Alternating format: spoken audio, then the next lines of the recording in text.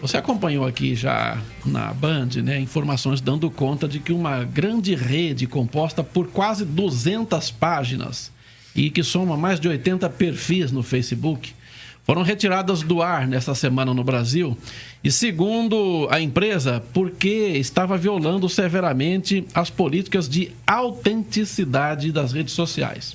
Então, foram classificadas, portanto, como as tais fake news.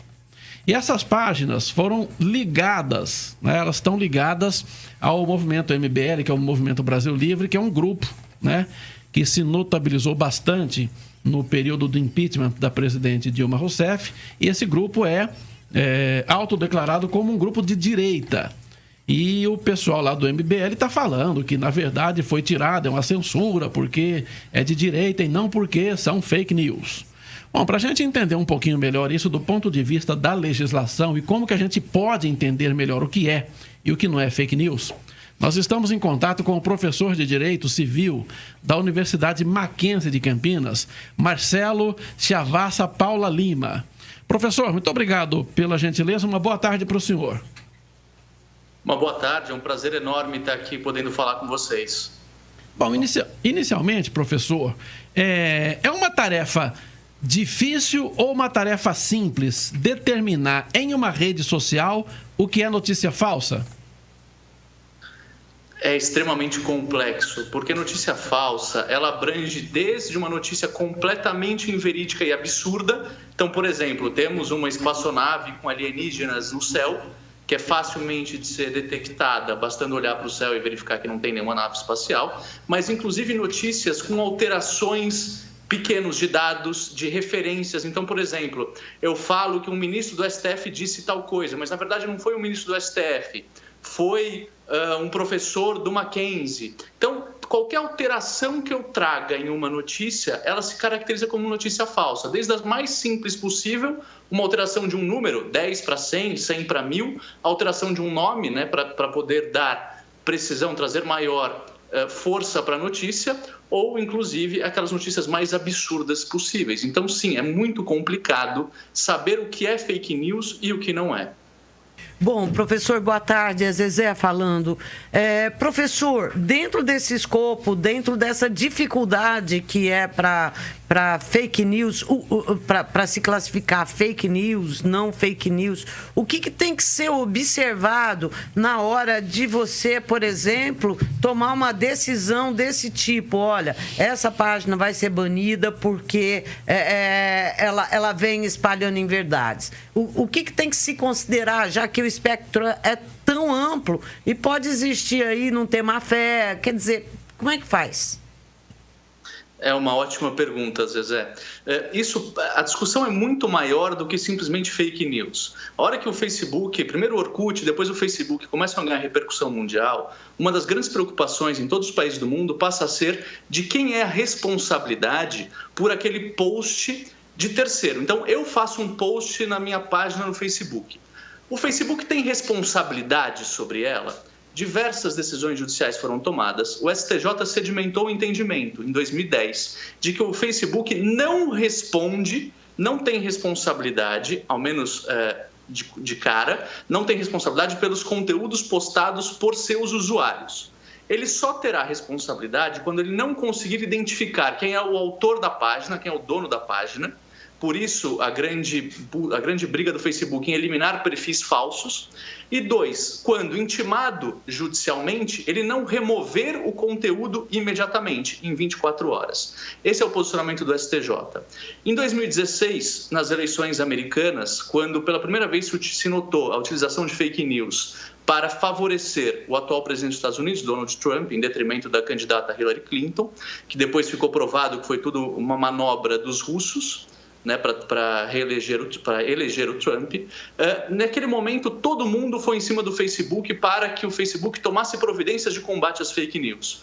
O Zuckerberg, no primeiro momento, disse que não era problema dele, de que ele era simplesmente o dono da página, o Facebook como dono da página, e cada usuário responderia por aquilo que postasse nas redes sociais. E o que aconteceu foi que ele foi metralhado de todos os lados. Foi uma coisa terrível, ele sofreu críticas de todos os países do mundo, praticamente. O Barack Obama chegou a dar entrevista criticando esse posicionamento do Facebook, no Brasil a mesma coisa. E o Zuckerberg se viu obrigado a mudar. Desde o final do ano passado, depois que as fake news também foram observadas nas eleições francesas, que acabou com a vitória do Macron, o Facebook então começa a tomar medidas positivas para combater as fake news. Até que chegamos nesse atual momento, agora em julho, com uma longa investigação realizada pela equipe do Facebook, também, de certa maneira, indiretamente com o apoio do TSE, porque o TSE vem desde o começo do ano mostrando grande preocupação em relação às fake news no período eleitoral. Então, o que acontece? O Facebook faz uma longa investigação de meses e acaba apurando que o MBL tem aí uma parcela de responsabilidade em relação a essas páginas e elimina essas páginas. O que dá para a gente tirar daí? O Facebook pode fazer isso? No primeiro momento, então, parece que sim. Posso te interromper um pouquinho e perguntar justamente isso? Porque ontem, quando houve essa retirada das páginas, os coordenadores do MBL vieram a público dizendo que era censura, né? E você nos explicou agora que quando não se dá para identificar o autor de uma página, o Facebook pode retirar. Aí o MBL disse que algumas das páginas tinham, sim, o nome da pessoa, o endereço. Agora, se era falso ou não, eles estão dizendo que não era. Como que eu diferencio censura de uma medida que o Facebook tem que tomar para poder preservar para que um processo eleitoral não seja contaminado por páginas falsas ou páginas que possam direcionar ou manipular os eleitores? Eu ia chegar nesse ponto. Essa é a grande dificuldade. As primeiras decisões no Brasil colocavam a culpa do post, da responsabilidade de um post de terceiro no Facebook. E o STJ, para acabar com isso, essa linha que eu coloquei do STJ de não culpar o Facebook diretamente, ele falava exatamente que qualquer medida que o Facebook tomasse poderia ocasionar censura. Então, imaginem só que o Facebook se eu coloco a responsabilidade no Facebook e um determinado conteúdo o Facebook acha que é ofensivo, ele retira da internet, o que ele está fazendo é uma atividade jurisdicional. Ele está falando o que pode e o que não pode ser propagado por meio do seu aplicativo. Ele pode fazer isso? A princípio pode, porque é uma empresa privada, tem todos os seus termos de uso, e aquilo que não está de acordo com os termos de uso do Facebook, o Facebook tem o direito de eliminar. O problema é como saber se, de fato, o elemento que o Facebook utilizou para exclusão de uma página, se ele é verdadeiro ou não. É nisso que tem se apoiado o Ministério Público desde ontem, para pedir as investigações, para ter acesso às investigações realizadas pelo Facebook. Tendo acesso a essas investigações, o Ministério Público vai analisar para ver se o fundamento alegado pelo Facebook para a remoção das páginas é verdadeiro ou não.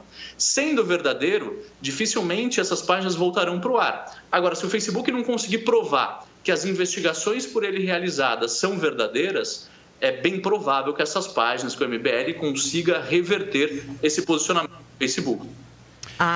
Então esse é o ponto. O Facebook vai ter que mostrar para o Ministério Público como se deu essa investigação, os resultados obtidos nessa investigação e quais são os critérios, então, aplicados pelo Facebook para determinar isso pode, isso não pode. É isso? É exatamente isso. O grande problema é que essas grandes empresas de tecnologia, como Facebook, Google e outras, elas galgaram um espaço a nível global nas nossas vidas que faz com que elas ultrapassem muito o simples fato de ser uma empresa privada. Hoje é muito complicado o Facebook, por exemplo, querer excluir alguém e não aceitar o retorno dessa pessoa, dessa página, sobre o argumento de que sou uma empresa privada, faço o que quero. O Barack Obama, recentemente, e outros movimentos aí ao redor do mundo, recentemente falaram que o Facebook e o Google, a Amazon, a Microsoft, elas têm que ser encaradas como empresas com grande interesse social e não interesse meramente privado. E daí vem todo esse fundamento, análise nesse sentido, para que as decisões que, em tese, poderiam ser exclusivamente privadas, veja, a empresa é minha, as regras são minhas, se você não se adapta, eu te excluo. Mas, dado esse caráter social, a importância que essas empresas atingiram nas nossas vidas, cada vez mais a gente tem visto, tem tem visto essas questões serem judicializadas para que o Poder Judiciário analise se as decisões tomadas por essas empresas privadas, no caso o Facebook, podem ou não continuar a produzir efeitos. Agora, a pergunta que eu acho que quem tiver a resposta, né, daquela história do $1 milhão, né, é como fazer com que o internauta tenha responsabilidade de não compartilhar essas notícias falsas, ou pelo menos checar, porque, por exemplo, aqui no Brasil, só aprendeu a se respeitar os semáforos que tem quando passou a ter multa, né? Então, quando mexe no bolso, aí o brasileiro passou, por exemplo, a respeitar. Você acha que vai ter que aplicar uma questão como essa, assim, de impor uma regra para que esse internauta possa aprender, ou pelo menos antes de passar ou retransmitir uma notícia falsa, ele vai pensar 2 vezes? Não é difícil combater. Passa, essencialmente, exatamente como colocado, pela conscientização. Às vezes a gente é tão afoito no sentido de dar uma notícia que a gente não checa a fonte. A gente quer ser o primeiro, a gente quer colocar lá em todos os grupos, família, amigo do WhatsApp, quer colocar no Facebook, para que a gente se torne referência. Aquela pessoa que deu o furo do jornalismo. Mas, às vezes, é muito simples. Basta jogar no Google aquela notícia e ver se algum dos grandes portais de comunicação noticia aquilo ou não. Basta isso, na maioria dos casos, para a gente verificar que se trata de uma fake news. Porque é dificílimo se imaginar que um portal pequeno vá conseguir dar um furo e que depois de meia hora os grandes portais não tenham já reproduzido esse teor em seus portais. Então, o primeiro cuidado é esse. Basta fazer uma pesquisa rápida no Google que dá para saber, através da análise dos grandes portais, se aquela notícia é verdadeira ou não. Passo 2. Professor, a gente tem falado isso o tempo todo. Taca no Google. É verdade. Professor, muito obrigado pelo esclarecimento prestado aqui ao nosso telespectador, ao nosso ouvinte da Band. Uma boa tarde para o senhor. Eu que agradeço. Até logo. Uma boa tarde.